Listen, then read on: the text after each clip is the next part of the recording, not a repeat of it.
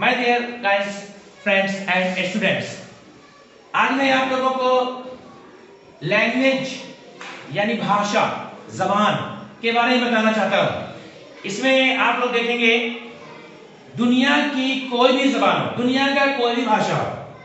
वैसे तो पूरी दुनिया में हजारों भाषाएं बोली जाती हैं। भारत में देख लीजिए कितनी सारी सैकड़ों भाषाएं, गिनती करना मुश्किल है, लेकिन हकीकत में वो सब भाषा नहीं है, बोली है। भाषा कितने होते हैं ये हम लोग पूरे वर्ल्ड लेवल पे, पूरी दुनिया के स्तर पे अभी हम लोग देखेंगे। आप लोग इसे देखें, पढ़ें, समझें और कॉपी में नोट भी करें। और अगर अच्छा लगे तो आप लोग उसे लाइक करें। कोई सवाल हो तो आप लोग कमेंट भी कर सकते हैं, मैं आपको कमेंट में उसका जवाब भी दूंगा। आइए अब देखते हैं कि यहाँ आपको क्या समझना है। भाषाई परिवार, पूरी दुनिया में जितनी लैंग्वेज बोली जाती हैं उस भाषाई परिवार को सबसे पहले यहाँ देखिए 8 भाग में हमने बांटा है। ये 8 भाग, पहला है हिंद चीनी, दूसरा हिंद यूरोपीय, तीसरा द्रविड़, चौथा मुंडा, पांचवा सामी, छठा मलायाई, सातवां अफ्रीका की बांतु, आठवां अमरीकी। जैसा कि नाम से क्लियर हो रहा है कि दुनिया के अलग अलग महादेश में बोले जाने वाली भाषा को हमने यहाँ 8 कैटेगरी में बांटा है। हमने बांटा मतलब भाषा विज्ञानी बांटे हैं। हिंद चीनी यानी कि अपने इंडिया और चाइना के एरिया में बोला जाने वाला, हिंद यूरोपीय भारत यूरोप के एरिया में बोला जाने वाला, द्रविड़ दक्षिण भारत की भाषा है। दक्षिण भारत में जो लोग हैं वो द्रविड़ हैं, उत्तर भारत के फॉरवर्ड लोग आर्यन हैं। द्रविड़ की 4 भाषा है, तमिल, तेलुगु, मलयालम, कन्नड़। ये 4 भाषा द्रविड़ कहलाती हैं। हम लोग सबको डिटेल लेके नहीं चलेंगे। मुंडा, ये आप तो आपके क्षेत्र में यहाँ बहुत से लोग मुंडा है। भाषा को कुछ लोग मुंडारी भी बोलते हैं, तो मुंडा भी बोलते हैं। मुंडा भाषा, मुंडारी भाषा मतलब एक ही हुआ। मुंडा की जो लोग बोलते हैं वो मुंडारी कहे जाते हैं। और ये ज्यादातर झारखंड में ही बोली जाती है। झारखंड में के अलावा आपको दुनिया में बाकी जगह बहुत कम मिलेगा, ना के बराबर। और रांची एकमात्र ऐसी यूनिवर्सिटी है दुनिया में जहाँ की मुंडा भाषा की पढ़ाई होती है। उसके बाद सामी है जो अरब के एरिया में चला जाएगा, मलायाई मलेशिया एरिया में चला जाएगा, अफ्रीका की बांतु अफ्रीका में चला जाएगा, अमरीकी अमेरिका में चला जाएगा। इस तरह से पूरी दुनिया में जैसा कि 7 महादेश हैं, अंटार्कटिका को छोड़ दिया जाए तो 6 महादेश। 6 महादेश में हमने 8 भाषा को लिया। इसके अंदर पूरी दुनिया की भाषा आ रही है, कोई नहीं छूट रहा है। अब इस 8 परिवार को फिर हम लोग आगे देखते हैं कैसे बांटा जाएगा। हम लोग अपनी भाषा की तरफ बढ़ेंगे। हम लोग हिंदी भाषी हैं, अगर हिंदी भाषी ना भी है तो भी हम लोग यहाँ हिंदी मीडियम पढ़ते हैं। हम लोग जो बात करते हैं उर्दू में बात करते हैं, इसको हिंदी बोलते हैं। हम लोग इसी की तरफ बढ़ते चले जाएंगे, बाकी को फिलहाल छोड़ते चले जाएंगे। हिंद यूरोपीय परिवार, अब हम लोग यहाँ से जो नंबर 2 पे था हिंद यूरोपीय, अब इसको उठाते हैं और ये हिंद यूरोपीय परिवार को देखने जा रहे हैं। हिंद यूरोपीय परिवार को यहाँ फिर हमने 8 भाग में बांटा, बाकी को छोड़ देंगे। हम लोग अपना भारत के एरिया को लेंगे। हिंद यूरोपीय परिवार को 8 भाग में बांटा। पहला है हिंद ईरानी, दूसरा है केल्टक, तीसरा टिप्टोनी, चौथा इटालवी, पांचवा बल्कान स्लावी, छठा पेलिनी, सातवां अर्मनी, आठवां अल्बानवी। अल्बानवी या अल्बानी एक ही बात है, कुछ लोग उसको अल्बानवी कहते हैं, कुछ अल्बानी कहते हैं। अब इसमें अगर देखा जाए तो हिंद ईरानी यानी भारत में ईरान से ताल्लुक रखने वाली भाषा है। केल्टक, टिप्टोनी, इटालवी इटली से समझ में आ ही रहा है। पेलिनी, अर्मनी, अल्बानवी इसका जो जिस देश के जैसा नाम है उस एरिया में बोले जाने वाली भाषा है। एक्यूरेट उसी लैंग्वेज का वर्ड अभी मिल जाए ये जरूरी नहीं है।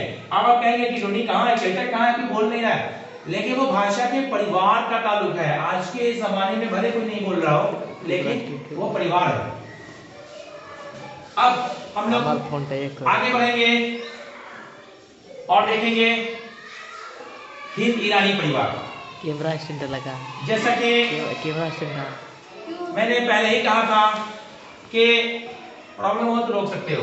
हिंद ईरानी परिवार, हिंद ईरानी परिवार में कैमरा स्टैंड अपने हिंदी की तरफ जो पढ़ना है उसमें यहाँ से पहला नंबर पे हिंद ईरानी है, इसको हमने उठा लिया। हाँ। अब हिंद ईरानी परिवार को 3 भाग में बांटते हैं और यहाँ हिंद आर्या ईरानी पेशाची यहाँ पे 3 भाग में बांटा गया। हिंद आर्या ईरानी पेशाची, इस 3 भाग में हम लोग अपने हिंदी तरफ पढ़ने के लिए पहला जो है हिंद आर्य, इसको लेंगे। ईरानी ईरानी बोली जाने वाली है, पिछाची कुछ जनजातीय भाषा है। अब यहाँ पे इस तीन भाग को यहाँ हम लोग यहाँ से हिंद आर्य निकाल रहे हैं। हिंद आर्य जब उठाते हैं तो यहाँ देखते हैं कि फिर इसका तीन भाग हो जाता है। प्राचीन हिंद आर्य, मध्य हिंद आर्य, आधुनिक हिंद आर्य। यहाँ पे मैं आपको थोड़ा सा बता देना चाहूंगा कि हमारे भारत में जो आर्यन कहलाते हैं, मध्य एशिया के निवासी थे, वो जो भारत आए एक बार में एक ही दिन में नहीं आए हैं। वो यहाँ अलग अलग समय पे आते रहे हैं। तो पहले आए, बाद में आए, बीच में आए। तो उनके आने में जो संस्कृत भाषा बोलते हुए आए थे उसमें भी कुछ ना कुछ डिफरेंस पाया जाता है। इसीलिए यहाँ पे प्राचीन हिंद आर्य जो सबसे पहले आए, बाद में जो आर्यन आए उनकी भाषा, आधुनिक हिंद आर्य सबसे लास्ट में जो आए। इस तरह तीन भाग में बांटा गया है। अब पहला आधुनिक हिंद आर्य, बाकी मध्य को और प्राचीन को छोड़ देंगे, आधुनिक हिंद आर्य नंबर तीसरा को उठाएंगे और यहाँ पे इससे लेके चलेंगे।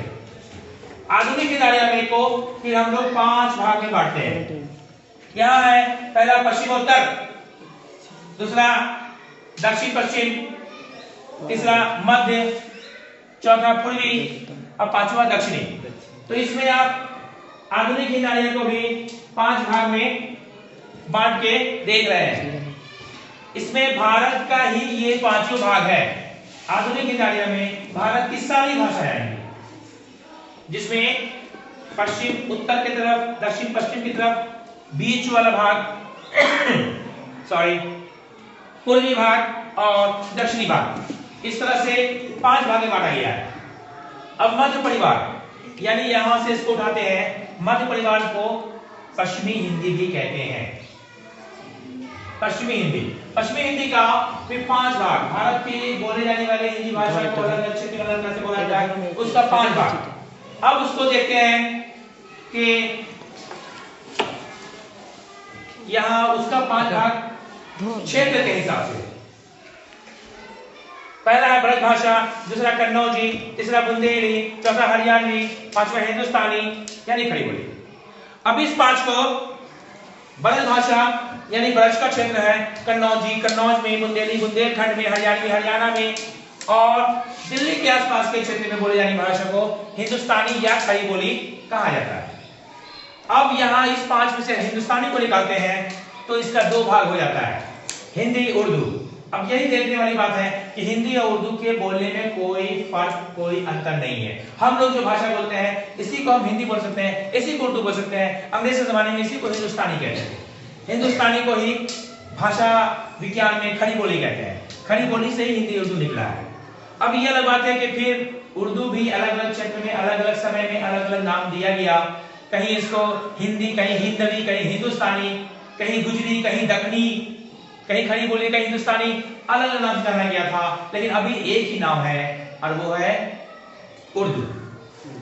और अब जो देवनागरी लिपि में लिखते हैं हिंदुस्तानी भाषा को, जब देवनागरी लिपि में लिखते हैं तो उसको हिंदी कहते हैं, और हिंदुस्तानी भाषा को जब फारसी लिपि में लिखते हैं तो उसको उर्दू कहते हैं।